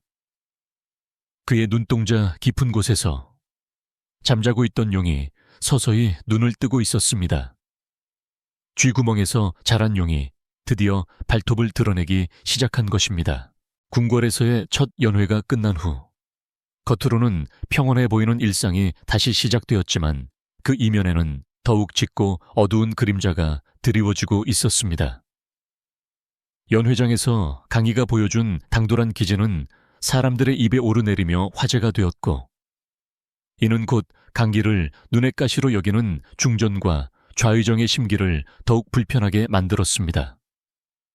그들은 강희가 단순히 운이 좋아 위기를 모면한 것이 아니라 생각보다 훨씬 영악하고 다루기 힘든 상대임을 깨달았습니다. 쥐구멍에서 자란 줄만 알았던 아이가 궁궐이라는 거대한 판을 읽을 줄 아는 눈을 가졌다는 사실은 그들에게 큰 위협이었습니다. 이제 그들은 단순한 망신주기가 아니라 강희를 완전히 파멸시켜 다시는 궁궐에 발을 붙이지 못하게 만들 치밀한 덫을 놓기로 작당했습니다. 어느 날 밤 바람이 유난히 스산하게 불어 창호지 문을 덜컹거리게 만들던 때였습니다. 강희는 잠자리에 들었으나 쉽사리 잠을 이룰 수 없었습니다. 칠성 아버지와 함께 살던 시절부터 몸에 밴 야생의 감각이 오늘따라 날카롭게 곤두서 있었기 때문입니다. 마치 폭풍우가 몰아치기 전 짐승들이 굴 속에서 불안에 떨듯 강희의 온몸 세포가 위험 신호를 보내고 있었습니다. 강희는 누운 채로 눈을 감고 주변의 소리에 귀를 기울였습니다. 멀리서 들려오는 야경꾼의 딱딱이 소리, 궁녀들의 사그락거리는 발소리, 그리고 어딘가 모르게 부자연스러운 정적. 그것은 평소의 평화로운 밤과는 질감이 다른 인위적으로 만들어진 고요함이었습니다. 그 시각, 중전의 처소인 교태전에서는 은밀한 대화가 오가고 있었습니다. 중전은 차가운 눈빛으로 좌의정을 바라보며 낮게 읊조렸습니다. 저 천한 것이 더 기어오르기 전에 싹을 잘라야 합니다. 백성들은 도둑놈의 자식이 왕자가 되었다고 수군거리고 있습니다. 그 소문을 사실로 만들어주면 그만 아니겠습니까? 좌의정은 비릿한 미소를 지으며 고개를 끄덕였습니다. 마마의 뜻대로 하겠나이다. 개가 똥을 끊을 수 없듯 도둑놈의 핏줄은 결국 도둑질을 하게 되어 있다는 것을 만천에 보여주면 됩니다. 가장 귀한 것을 가장 천한 곳에서 나오게 만들면 누구도 그를 변호하지 못할 것입니다. 그들의 계획은 잔인하고도 확실한 것이었습니다. 강희에게 씻을 수 없는 도둑이라는 낙인을 찍어 궁에서 영원히 추방하는 것이었습니다. 다음 날 아침, 궁궐이 발칵 뒤집히는 사건이 발생했습니다.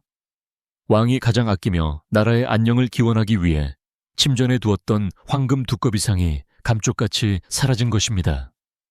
이 황금 두꺼비는 왕실의 보물 중에서도 으뜸 가는 것으로 왕의 침전 깊숙한 곳에 보관되어 있어 개미새끼 한 마리도 얼씬할 수 없는 물건이었습니다.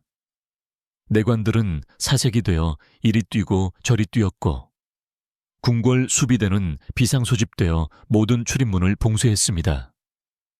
왕은 진노하여 당장 범인을 색출하라고 명을 내렸고 궁궐 안은 순식간에 공포 분위기에 휩싸였습니다.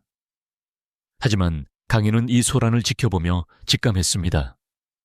이것은 단순한 도난 사건이 아니라 자신을 겨냥한 거대한 연극의 서막이라는 것을 수비대장과 내관들은 형식적으로 궁궐 곳곳을 뒤지는 척했지만 그들의 수색 방향은 교묘하게 강희의 처소인 동궁전으로 좁혀지고 있었습니다. 마치 정해진 결말을 향해 달려가는 대본처럼 그들의 발걸음에는 망설임이 없었습니다. 강희는 마루에 앉아 그들이 다가오는 것을 지켜보고 있었습니다. 그때 평소 강희의 방을 청소하던 나이, 지긋한 박내관이 헐레벌떡 뛰어왔습니다. 그는 숨을 몰아쉬며 강희에게 다급하게 속삭였습니다. 저하, 큰일 났습니다. 지금 수비대가 저하의 처소로 오고 있습니다. 분위기가 심상치 않습니다. 혹시 방 안에 모르는 물건이 없는지 살펴보십시오. 박내관은 평생을 궁에서 눈치밥을 먹으며 살아온 노인으로 강희에게서 묘한 동질감을 느끼고 남몰래 마음을 쓰고 있던 차였습니다. 강희는 박내관의 말에 번개처럼 몸을 일으켜 방 안으로 들어갔습니다. 칠성 아버지에게 배운 대로라면 누명을 씌우는 자들은 반드시 증거물을 엉뚱한 곳이 아닌 가장 눈에 띄기 쉬우면서도 은밀한 곳에 숨겨두기 마련이었습니다. 강희는 옷장이나 서랍을 뒤지는 대신 방의 구조를 전체적으로 훑어보았습니다. 평소와 다르게 놓인 물건, 미세하게 흐트러진 먼지의 흔적, 바닥의 삐걱거림. 강희의 눈은 매처럼 날카롭게 방 안 구석구석을 스캔했습니다. 그리고 강희의 시선이 멈춘 곳은 자신이 매일 덮고 자는 비단 이불 밑 요의 한쪽 모서리였습니다. 요의 끝자락이 평소보다 아주 조금 손가락 한마디만큼 들려 있었습니다. 강희는 조심스럽게 요를 들추었습니다. 그곳에는 번쩍이는 황금 두꺼비상이 놓여 있었습니다. 누군가가 강희가 잠든 사이 혹은 강희가 자리를 비운 사이에 몰래 들어와 넣어둔 것이 분명했습니다. 보통 사람이라면 당황하여 비명을 지르거나 그것을 밖으로 던져버리려 했을 것입니다. 하지만 강희는 침착했습니다. 지금 이것을 들고 밖으로 나갔다가는 오히려 현행범으로 몰릴 것이 뻔했습니다. 강희는 황금 두꺼비를 집어들었습니다. 차가운 금속의 감촉이 손바닥에 전해졌습니다. 그리고 강희는 본능적으로 두꺼비에 코를 갖다 대고 냄새를 맡았습니다. 칠성 아버지가 가르쳐준 냄새 맡는 기술이었습니다. 물건에는 주인의 냄새가 아니라 그것을 마지막으로 만진 놈의 냄새가 배는 법이다. 황금 두꺼비에서는 아주 독특한 향기가 났습니다. 그것은 왕의 침전에서 나는 은은한 향 냄새도 아니었고 강희의 방에서 나는 나무 냄새도 아니었습니다. 그것은 아주 진하고 기름진 사양과 같은 향수 냄새였습니다. 이 냄새는 낯설지 않았습니다. 강희는 기억을 더듬었습니다. 궁궐에 들어온 후 만났던 수많은 사람들 중 이토록 진한 향을 풍기는 사람은 단 한 명뿐이었습니다. 바로 좌의정의 수족 노릇을 하며 강희를 괴롭히던 예조 판서였습니다. 그는 자신의 채취를 감추기 위해 항상 값비싼 수입 향료를 몸에 들이붓다시피 하고 다녔습니다. 강희의 입가에 서늘한 미소가 번졌습니다. 범인이 누구인지, 이 덫을 놓은 사냥꾼이 누구인지 명확해진 것입니다. 강희가 황금 두꺼비를 다시 제자리에 놓으려는 찰나 마당에서 거친 발소리가 들려왔습니다. 이곳을 샅샅이 뒤져라. 쥐새끼 한 마리도 놓쳐서는 안 된다. 수비대장의 고함 소리였습니다. 시간이 없었습니다. 강희는 황금 두꺼비를 요 밑에 두는 대신 자신의 품속 깊숙이 숨겼습니다. 그리고는 옷매무새를 다듬고 태연하게 문을 열고 밖으로 나갔습니다. 마당에는 무장을 한 수비대와 예조 판서가 서 있었습니다.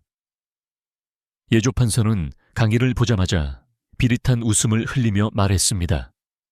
저하, 송구하오나 왕실의 보물이 사라져 부득이하게 이곳을 수색해야겠습니다. 결백하시다면 협조해 주시리라 믿습니다. 그의 눈은 이미 강희의 방 안, 요가 있는 쪽을 힐끔거리고 있었습니다. 강희는 팔짱을 끼고 삐딱하게 서서 그들을 내려다보았습니다. 내 방을 뒤지겠다고 줬소. 하지만 만약 아무것도 나오지 않는다면 내 방을 흙발로 더럽힌 죄를 엄히 물을 것이오. 강희의 당당한 태도에 예조 판서는 속으로 코웃음을 쳤습니다. 허세 부리기는 잠시 후면 내 놈은 포승줄에 묶여 끌려나갈 것이다. 예조 판서는 수비대장에게 눈짓을 했고 병사들은 우르르 강희의 방으로 몰려 들어갔습니다.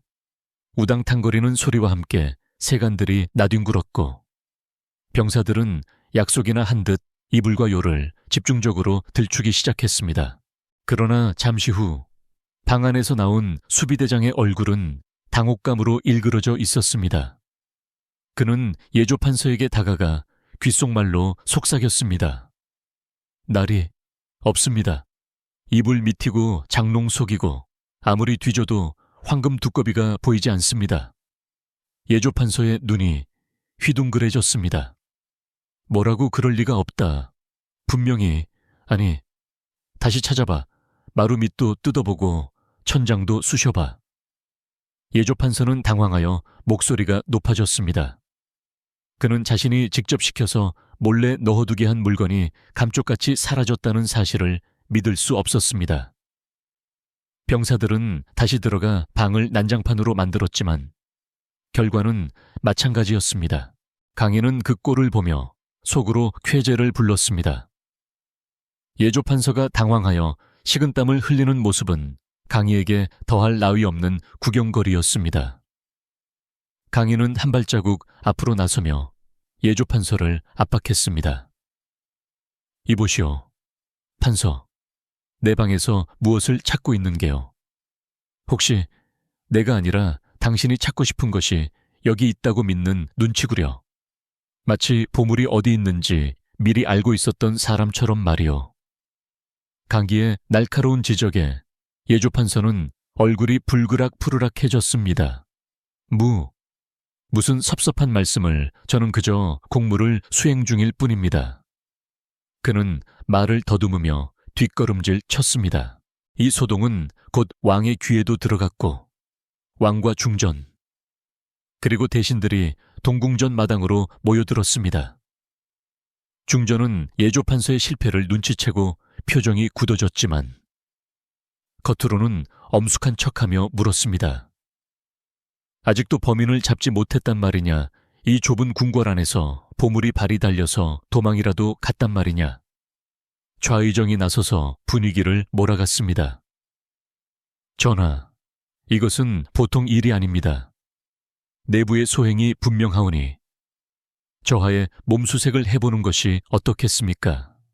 옛말에 등잔 밑이 어둡다 하였습니다.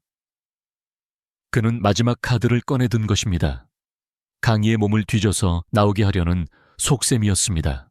강희는 왕 앞으로 뚜벅뚜벅 걸어 나갔습니다. 모든 사람들의 시선이 강희에게 집중되었습니다. 강희는 왕에게 정중히 고개를 숙인 뒤 품속에 손을 넣었습니다. 사람들은 숨을 죽였습니다. 강희가 칼이라도 꺼낼까봐 긴장하는 사람도 있었고 드디어 증거가 나온다며 기대하는 사람도 있었습니다. 강희의 손이 품에서 빠져나왔을 때 그의 손에는 아무것도 들려있지 않았습니다. 대신 강희는 빈 손바닥을 펴 보이며 큰 소리로 말했습니다. 아바마마, 그리고 대감들, 제 품에는 아무것도 없습니다. 하지만 제 코에는 아주 흥미로운 냄새가 남아 있습니다. 강희는 천천히 예조판서에게 다가갔습니다. 그리고 킁킁거리며 냄새를 맡는 신용을 했습니다. 이 냄새 아주 귀하고 비싼 향 냄새군요. 아까 제 방에 들어왔던 도둑이 남긴 냄새와 똑같은 냄새가 납니다. 예조판서는 기겁을 하며 물러섰습니다. 네, 이놈 감히 누구를 도둑으로 모는 것이냐. 강희는 물러서지 않고 더욱 거세게 몰아붙였습니다. 저는 도둑이라고 한 적 없습니다.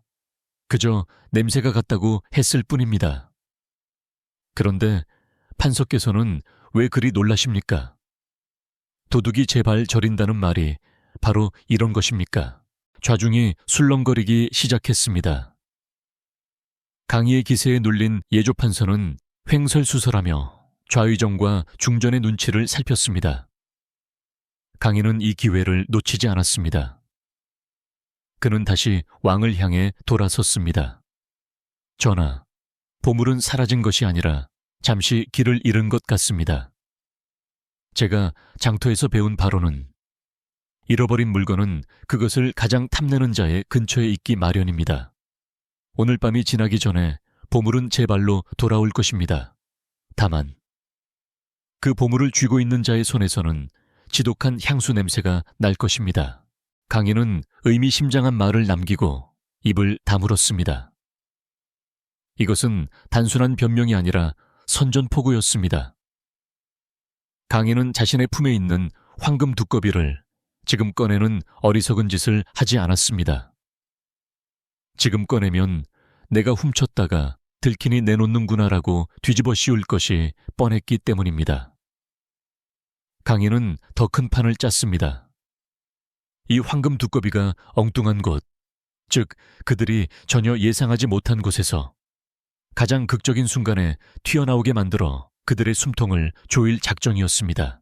그날 밤 강희는 박내관을 조용히 불렀습니다. 박내관님, 저를 좀 도와주셔야겠습니다. 이것은 저 혼자 사는 길이 아니라 이 썩어빠진 궁궐의 구정물을 한번 뒤집어 엎는 일입니다. 강희는 품속에서 황금 두꺼비를 꺼내 박 내관에게 보여주었습니다. 박 내관은 눈이 휘둥그레졌지만 강희의 결연한 눈빛을 보고는 고개를 끄덕였습니다. 말씀만 하십시오. 저하, 이 늙은이 목숨이 붙어있는 한 저하를 따르겠습니다. 강희는 박 내관의 귀에 무언가를 속삭였습니다. 그것은 장터의 야바위꾼들이나 쓰는 속임수였지만 점잖은 양반들은 상상조차 할 수 없는 기발한 작전이었습니다. 밤이 깊어가고 궁궐에 모두가 잠든 시각, 강기와 박내관은 그림자처럼 움직였습니다. 그들의 발걸음은 은밀했고 그들의 눈빛은 어둠 속에서도 형형하게 빛났습니다. 내일 아침 조회. 모든 대신들이 모이는 그 자리에서 강인은 최고의 마술쇼를 보여줄 생각이었습니다. 비단옷 입은 도둑들아, 진짜 도둑이 무엇인지, 진짜 꾼이 어떻게 판을 뒤집는지 똑똑히 보여주마. 강희의 가슴 속에서는 통쾌한 복수의 북소리가 둥둥 울리고 있었습니다. 쥐 구멍에서 자란 용이 드디어 하늘로 솟구칠 준비를 마친 것입니다. 내일 아침 해가 뜨면 궁궐은 전대미문의 사건으로 발칵 뒤집힐 것입니다. 다음 날 아침 붉은 해가 떠오르며 궁궐의 기와지붕을 황금빛으로 물들였지만 편전의 공기는 살얼음판을 걷는 듯 차갑고 팽팽한 긴장감으로 가득 차 있었습니다. 왕이 신하들과 정사를 논하는 조회 시간이 다가오자 대신들은 평소보다 무겁고 은밀한 표정으로 하나둘씩 모여들었습니다. 그들의 눈빛은 마치 먹잇감을 앞에 둔 맹수처럼 번들거렸고 모두의 관심은 오로지 사라진 황금 두꺼비와 그 범인으로 지목된 새로운 왕자 강기에게 쏠려 있었습니다. 예조판서는 어젯밤의 당혹감을 감추고 언제 그랬냐는 듯 위험 있는 표정으로 좌의정 옆에 서서 강기가 들어오기만을 기다리고 있었습니다. 그는 오늘이야말로 그 천안 굴러온 돌을 궁 밖으로 내칠 수 있는 절호의 기회라고 확신하고 있었습니다. 잠시 후 주상 전환합시오 하는 우렁찬 소리와 함께 왕이 편전에 들어와 용상에 앉았습니다. 왕의 얼굴은 근심으로 어두웠고 눈 밑에는 잠을 설친 흔적이 역력했습니다. 왕은 차마 강희의 얼굴을 똑바로 쳐다보지 못했습니다. 만약 자신의 아들이 정말로 도둑질을 했다면 국법에 따라 엄벌에 처해야 한다는 사실이 왕의 마음을 짓누르고 있었기 때문입니다. 강희는 그런 왕의 마음을 아는지 모르는지 평소와 다름없이 당당한 걸음걸이로 들어와 왕에게 절을 올렸습니다. 그의 표정에는 두려움이나 위축됨이 전혀 없었고 오히려 장터에서 좋은 구경거리를 앞둔 아이처럼 눈빛이 초롱초롱하게 빛나고 있었습니다. 그 모습의 대신들은 뻔뻔한 놈이라며 속으로 혀를 찼습니다. 조회가 시작되자마자 예상대로 예조판서가 먼저 입을 열었습니다. 그는 앞으로 나서며 목소리를 높였습니다. 전하, 나라의 안녕을 비는 신성한 황금 두꺼비가 사라진 지 하루가 지났으나 아직 행방이 묘연하옵니다. 이는 단순한 도난이 아니라 왕실의 권위를 능멸하는 중차대한 사건입니다. 어젯밤 동궁전 수색에서는 나오지 않았으나 범인은 분명 궁 안에 있습니다. 부디 범인을 색출하여 엄벌에 처하시고 기강을 바로잡으소서. 그의 말은 강희를 겨냥한 비수가 되어 편전 안을 날아다녔습니다. 다른 대신들도 합세하여 옳으신 말씀입니다. 범인을 잡아내야 합니다라며 목소리를 높였습니다. 그들은 마치 강희가 범인이라고 이미 판결을 내린 듯한 분위기를 조성했습니다. 왕은 무거운 한숨을 내쉬며 강기를 바라보았습니다. 왕자야, 너는 이 사태에 대해 할 말이 없느냐? 어제 네가 호언장담한 대로 보물이 제 발로 돌아왔느냐? 왕의 목소리는 떨리고 있었습니다. 모든 시선이 강희에게 집중되었습니다. 강희는 천천히 자리에서 일어나 좌중을 둘러보았습니다. 그리고 씩 웃으며 입을 열었습니다. 아바마마, 그리고 대감님들, 걱정하지 마십시오. 제가 어제 말씀드린 대로 보물은 멀리 가지 않았습니다. 황금 두꺼비는 영물이라 주인의 덕을 알아보고 탐욕스러운 냄새를 싫어하여 스스로 자리를 옮긴다고 들었습니다. 아마도 이곳에 있는 누군가가 보물을 너무나 아끼고 사랑한 나머지 잠시 품에 안고 있었던 모양입니다. 강희의 엉뚱한 소리에 대신들은 웅성거리기 시작했습니다. 좌의정은 불쾌하다는 듯 미간을 찌푸리며 소리쳤습니다. 이 신성한 자리에서 무슨 해괴한 소리를 하는 개냐 보물이 발이 달렸단 말이냐. 헛소리로 시간을 끌지 말고 죄를 자백하거라. 강희는 좌의정의 호통에도 눈 하나 깜짝하지 않고 오히려 한 발자국 더 앞으로 나아갔습니다. 좌의정 대감, 장터에서는 도둑을 잡을 때 소란을 피우지 않습니다. 그저 도둑의 주머니가 불룩한지만 보면 되지요. 저는 오늘 이 자리에서 진짜 도둑이 누구인지 아니면 누가 보물을 잠시 보관하고 있었는지 밝혀내려 합니다. 강희는 뒷짐을 지고 예조판서 쪽으로 천천히 걸어갔습니다. 예조판서는 강희가 다가오자 흠칫 놀라며 뒷걸음질 쳤습니다. 저리 가라. 감히 어디라고 가까이 오느냐. 예조판서는 강희의 눈빛에서 섬뜩한 기운을 느꼈습니다. 강희는 코를 킁킁거리며 말했습니다. 판서대감, 어제 제가 맡았던 그 진한 향수 냄새가 오늘따라 더 진하게 나는군요. 혹시 대감께서 들고 계신 그 상자 안에서 나는 냄새는 아닙니까? 강기가 가리킨 것은 예조판서가 조회를 위해 들고 온 상소문과 서류를 담은 붉은 칠기 상자였습니다. 예조판서는 기가 막히다는 듯 코웃음을 쳤습니다. 이 무식한 놈이 이것은 나라시를 위한 중요한 문서가 든 상자다. 내 놈이 빠져나갈 구멍을 찾다 못해 이제는 나를 모함하는구나. 강기는 물러서지 않고 왕을 향해 고개를 돌렸습니다. 아바마마, 저는 저 상자가 의심스럽습니다. 판서 대감께서 나라를 걱정하는 마음이 너무 크셔서 혹시라도 잃어버릴까봐 보물을 저 상자에 안전하게 모셔둔 것이 아닐까요? 만약 저 상자에 서류만 들어있다면 제가 무릎을 꿇고 혀를 깨물어 사죄하겠습니다. 하오나 만약 다른 것이 나온다면 강희는 말끝을 흐리며 예조판서를 뚫어지게 쳐다보았습니다. 왕은 잠시 고민하다가 결단을 내린 듯 고개를 끄덕였습니다. 판서, 그 상자를 열어보라. 왕자의 말이 터무니없다면 내 왕자를 엄히 꾸짖을 것이고 아니라면 의혹을 풀 수 있을 것이다.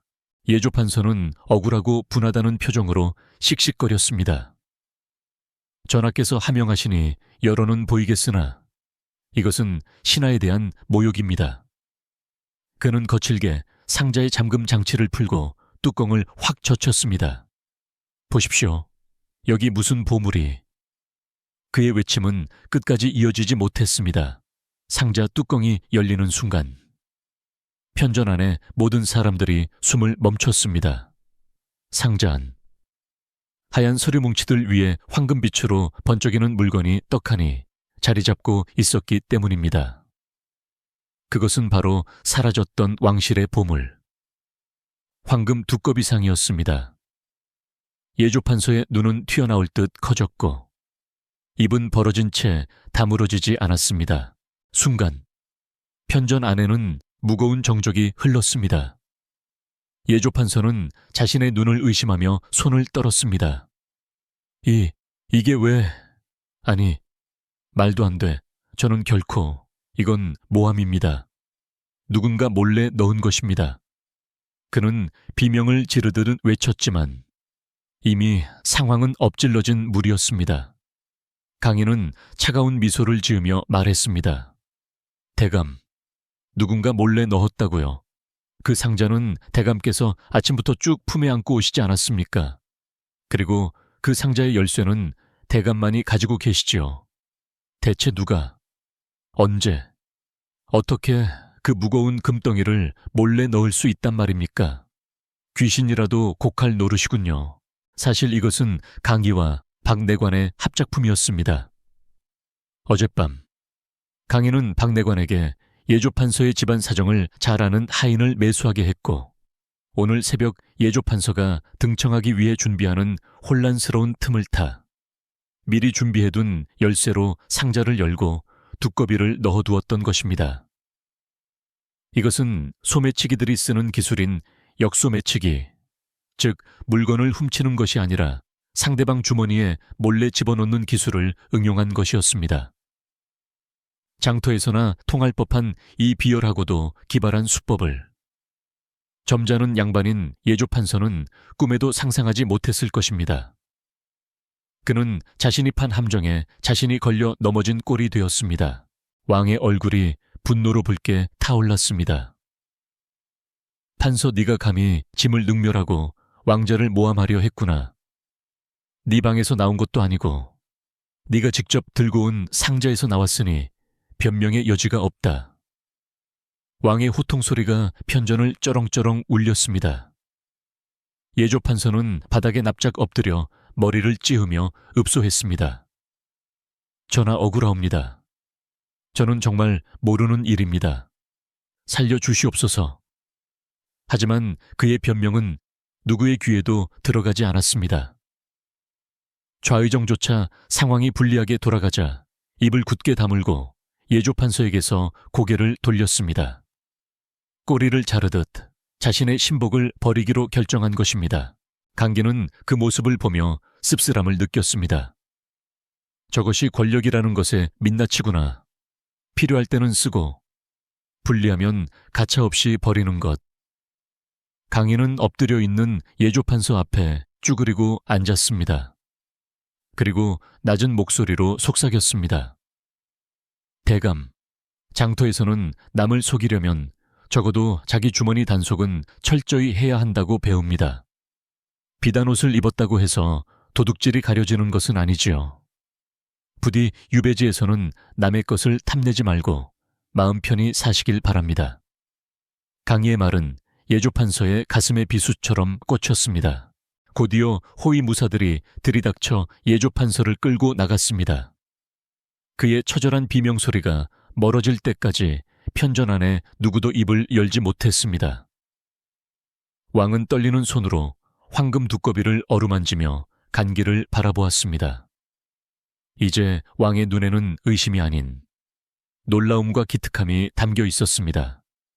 왕자야, 네가 아니었다면 짐은 충신을 잃고 간신에게 노란할 뻔했구나. 내 지혜가 궁궐의 어둠을 밝혔다. 왕의 칭찬의 대신들은 일제히 강희에게 머리를 조아렸습니다. 어제까지만 해도 천한 것이라 무시하던 그들이 이제는 강희의 눈치를 보며 굽실거리는 모습은 참으로 우스꽝스러운 풍경이었습니다. 조회가 끝나고 밖으로 나온 강희는 하늘을 올려다 보았습니다. 아침에 차가운 공기 대신 따스한 햇살이 내리쬐고 있었습니다. 궁궐의 높은 담장이 조금은 낮아 보였고 숨막히던 공기도 한결 가벼워진 듯 했습니다. 저 멀리서 박내관이 남몰래 엄지손가락을 치켰으며 미소를 보내왔습니다. 강기도 마주 웃어주었습니다. 이것은 단순한 승리가 아니었습니다. 강희는 칠성 아버지와 뺑덕 어머니가 가르쳐준 가장 낮은 곳의 지혜가 가장 높은 곳의 위선을 이길 수 있다는 것을 증명해 낸 것입니다. 강희의 어깨를 짓누르던 무거운 짐이 조금은 덜어진 기분이었습니다. 그날 오후 궁궐의 분위기는 확연히 달라졌습니다. 강희의 처소인 동궁전에는 콧대 높은 궁녀들이 앞다투어 찾아와 간식을 올리고 내관들은 강희의 눈에 들기 위해 마당을 쓸고 또 쓸었습니다. 강희를 괴롭히던 사소한 장난들도 거짓말처럼 사라졌습니다. 힘의 논리에 의해 움직이는 궁궐 사람들에게 강희는 이제 건드려서는 안 될 무서운 존재이자 새로운 실세로 각인된 것입니다. 하지만 강희는 그들의 아부나 칭송에 우쭐하지 않았습니다.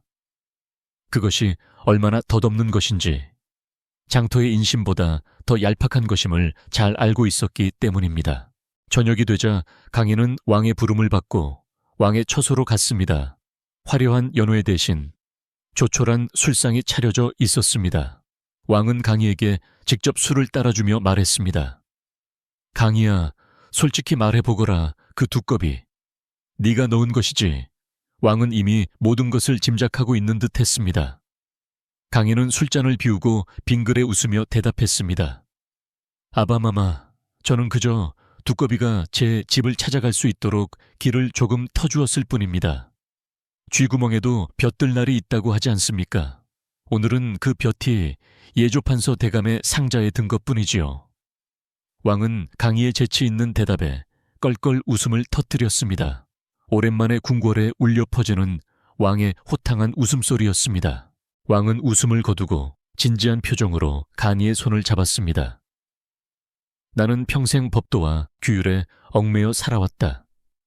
그래서 눈앞의 진실을 보지 못하고 간신들의 말에 휘둘릴 때가 많았지.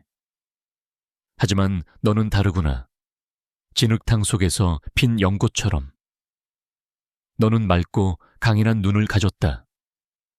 부디 그 눈으로 이 아비가 보지 못하는 백성들의 삶을 살펴다오. 왕의 말에는 진심이 담겨 있었습니다. 강인은 왕의 따뜻한 손길을 느끼며 가슴 한구석이 뭉클해졌습니다.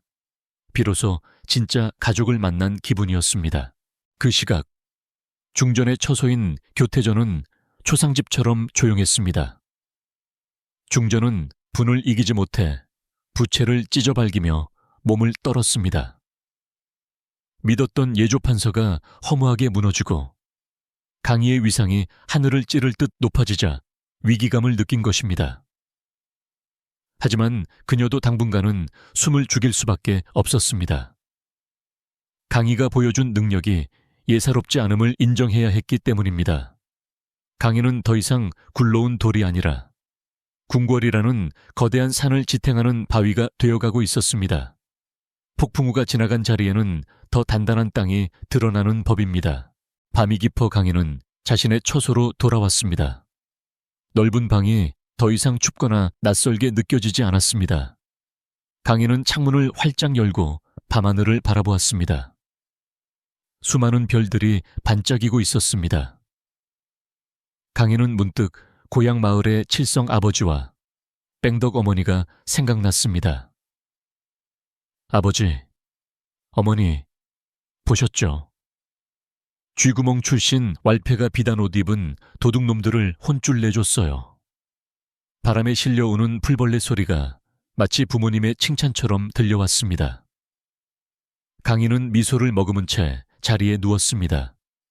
내일은 또 어떤 일이 벌어질지 알 수 없지만 이제는 두렵지 않았습니다.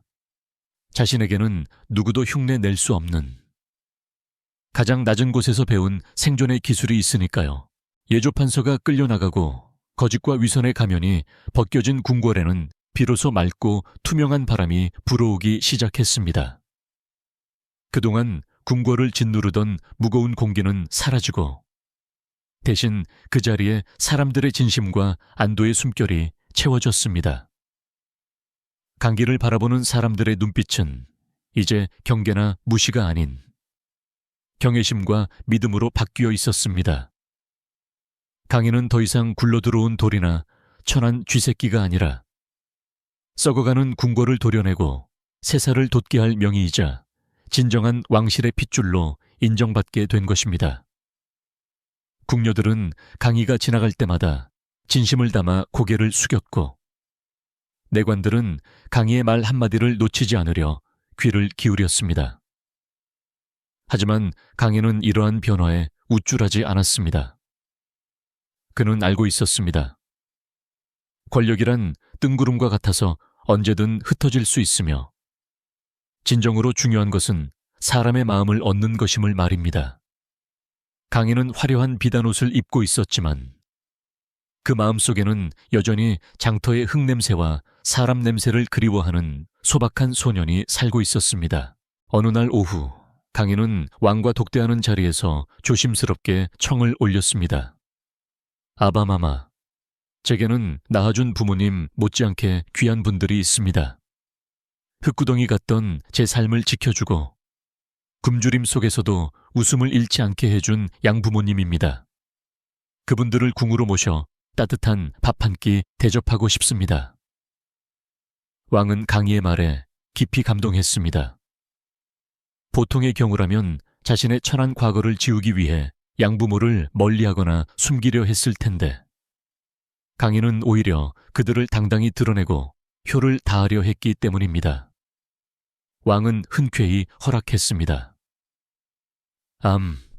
그렇고 말고 그분들이 없었다면 지금의 너도 없었을 터.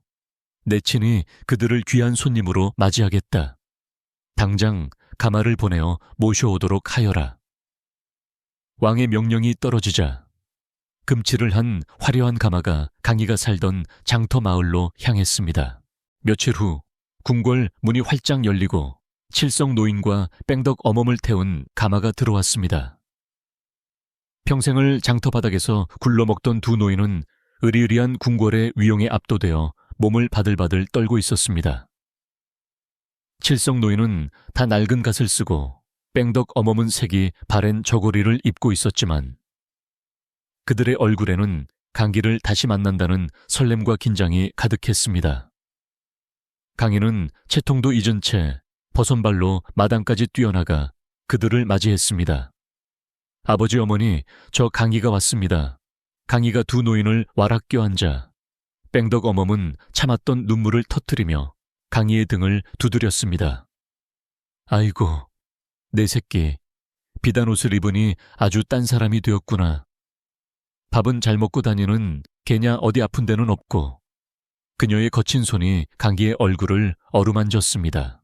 이 모습을 멀리서 지켜보던 왕과 신하들은 숙연해졌습니다. 왕족의 위엄보다 더 빛나는 것은 바로 가족 간의 정이라는 것을 깨달았기 때문입니다. 칠성 노인은 강기를 떼어놓고 왕이 있는 쪽을 향해 넙죽 엎드렸습니다. 전하, 죽을 죄를 지었습니다. 천한 것들이 감히 궁궐 땅을 밟아 송구하옵니다. 왕은 자리에서 내려와 칠성 노인의 손을 잡아 일으켰습니다. 일어나시오. 그대가 이 아이를 지켜주지 않았다면 짐은 아들을 영영 잃었을 것이오. 그대는 내 아들의 아버지이자 이 나라의 은인이오. 왕의 따뜻한 말에 칠성 노인은 감격하여 말을 잇지 못했습니다. 왈패로 살며 평생 손가락질만 받던 그가 한나라의 임금에게 은인이라는 말을 듣게 될 줄은 꿈에도 몰랐던 것입니다. 그날 저녁 궁궐에서는 아주 특별한 연회가 열렸습니다. 보통의 궁중 연회라면 사내 진미가 상다리가 부러지게 차려졌겠지만 오늘 강기가 준비한 상차림은 조금 달랐습니다. 널찍한 대청마루에 소박한 멍석이 깔리고 상 위에는 김이 모락모락 나는 장터 국밥과 투박하게 썬 수육, 그리고 막걸리가 올라왔습니다. 대신들은 당황한 기색이 역력했지만 왕은 흥미롭다는 듯 숟가락을 들었습니다. 강기가 웃으며 말했습니다. 이것은 제가 장터에서 가장 배고프고 힘들 때 먹었던 음식입니다.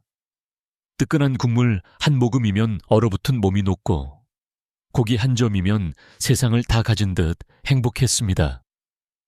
오늘 이 자리는 높고 낮음이 없는 그저 사람과 사람이 만나는 자리였으면 합니다. 왕이 먼저 국밥을 한 숟가락 크게 떠서 입에 넣었습니다. 진하고 구수한 국물 맛이 입안 가득 퍼지자 왕의 얼굴에 화색이 돌았습니다. 참으로 맛이 좋구나. 궁중의 어떤 탕보다도 깊고 진한 맛이다. 이것이 바로 백성들의 맛이란 말이냐. 왕의 칭찬에 칠성 노인이 조심스럽게 거들었습니다. 전하, 그 국물에는 장사꾼들의 땀과 짐꾼들의 한숨, 그리고 하루를 버텨내는 서민들의 끈기가 녹아 있습니다. 비록 거칠고 투박하지만 세상에서 가장 정직한 맛이지요. 칠성 노인의 말에는 뼈가 있었습니다. 화려한 요리에 길들여진 입맛으로는 알 수 없는 삶의 애환이 담긴 맛을 설명한 것입니다. 대신들도 왕의 눈치를 보며 국밥을 먹기 시작했고 처음에는 쭈뼛거리던 그들도 이내 그 구수한 맛에 빠져들어 그릇을 비워냈습니다.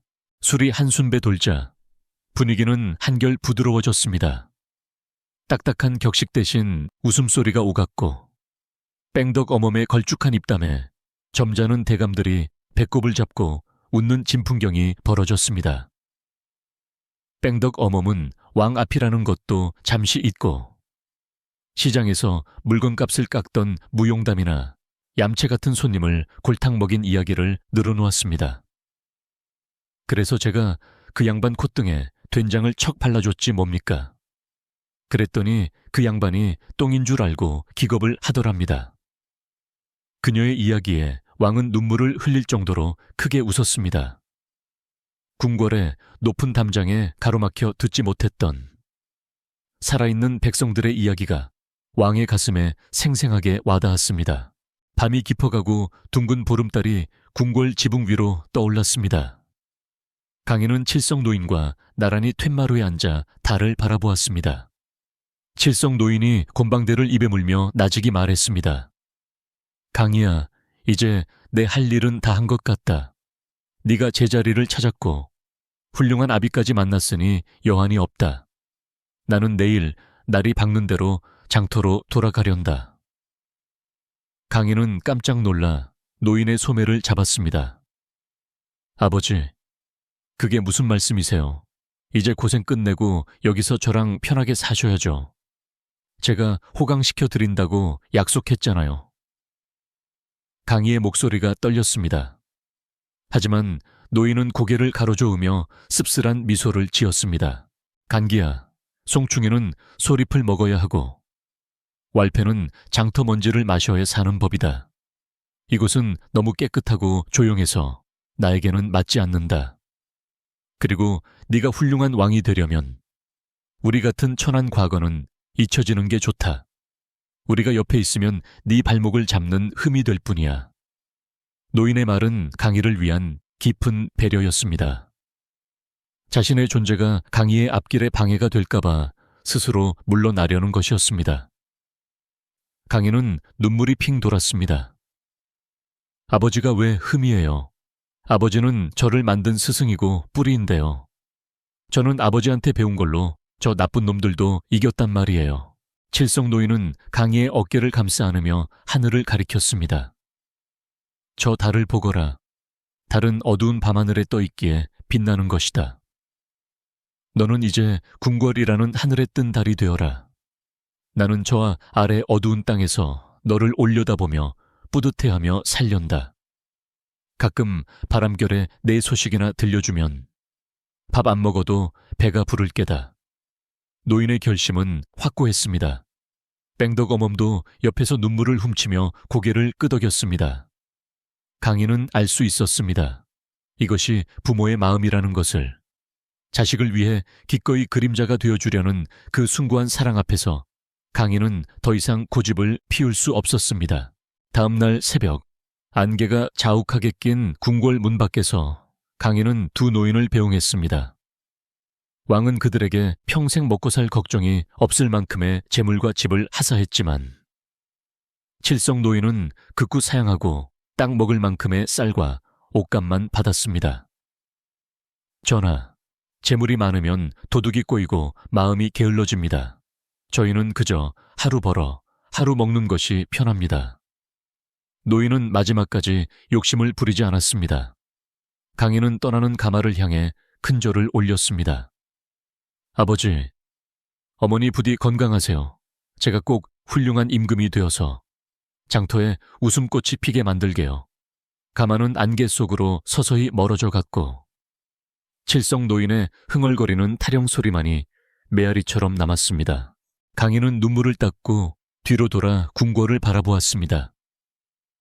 아침 햇살을 받아 빛나는 궁궐은 여전히 거대하고 위압적이었지만 이제 강희에게는 두렵지 않은 곳이었습니다.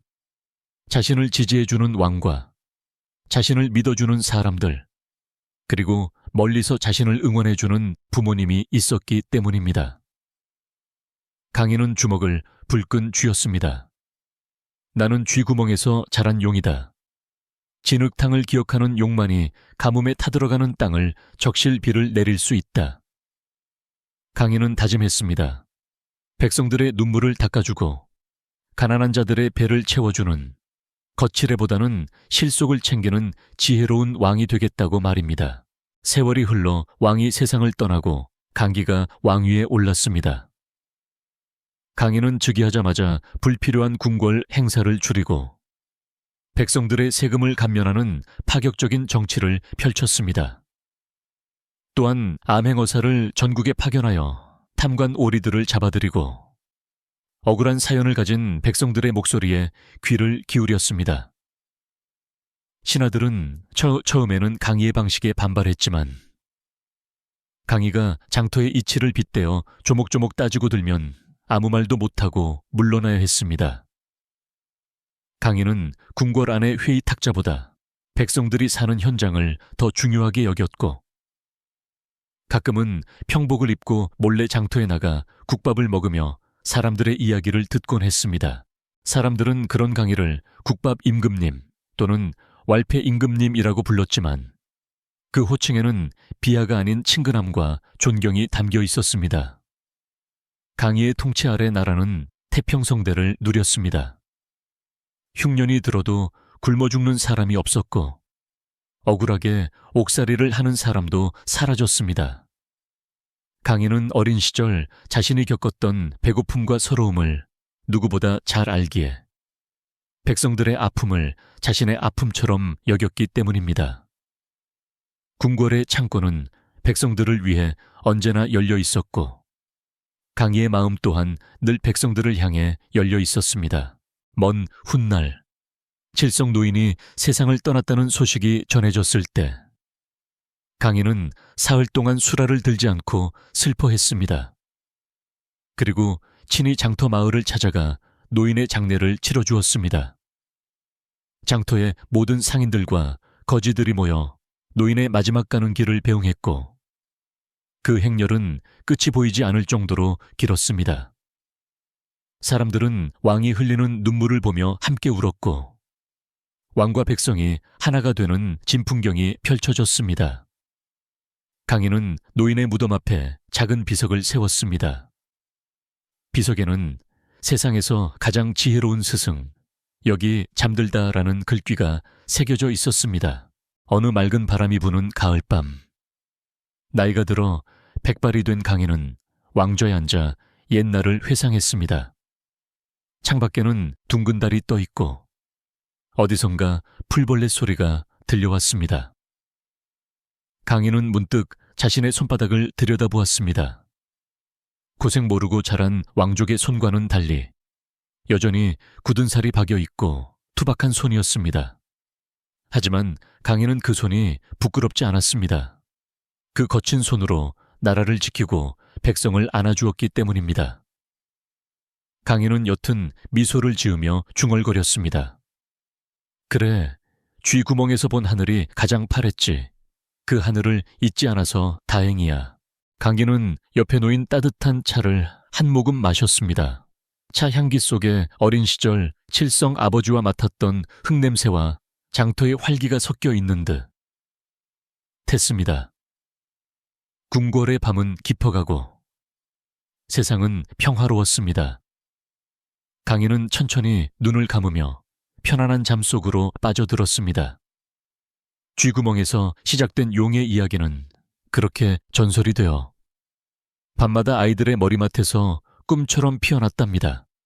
이제 모두 근심 걱정 내려놓고 따뜻한 이불 속에서 편안히 잠드시길 바랍니다.